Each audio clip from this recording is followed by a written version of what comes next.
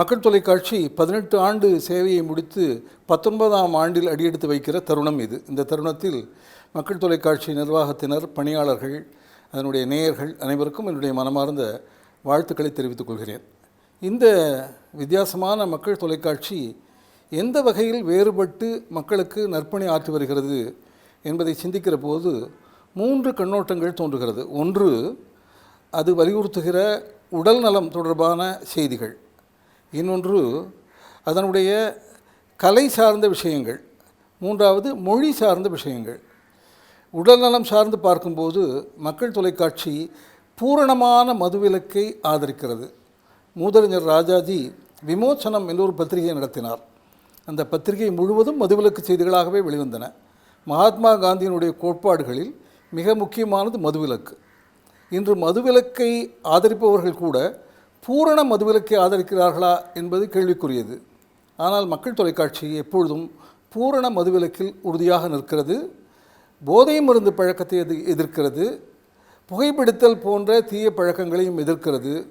எனவே மக்கள் தொலைக்காட்சி இளைஞர்கள், மாணவர்கள் பார்த்தால் அவர்கள் மனமும் வாழ்வும் மேம்படுமே தவிர சீர்குலையாது. அப்படிப்பட்ட கண்ணோட்டத்தில் மக்கள் தொலைக்காட்சி தொடர்ந்து நடத்தப்படுவது என்பது பெருமைக்குரிய ஒரு செயல். தொடர்ந்து பல்லாண்டுகளாக இதே வகையில் அவர்கள் இயங்கி வருகிறார்கள்.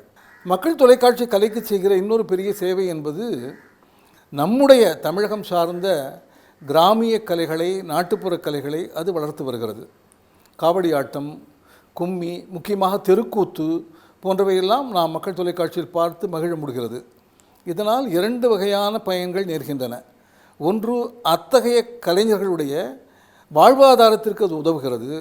இந்த 19ஆம் ஆண்டில் அடியெடுத்து வைக்கிற தருணத்தில் எனக்கு இதனுடைய பார்வையாளர்களிடமும் விளம்பரதாரர்களிடமும் ஒரு வேண்டுகோள் இருக்கிறது. பார்வையாளர்கள் இதை தாங்கள் பார்ப்பதோடு தங்கள் வீட்டில் உள்ள இளைய தலைமுறையினரை பார்க்க சொல்ல வேண்டும்.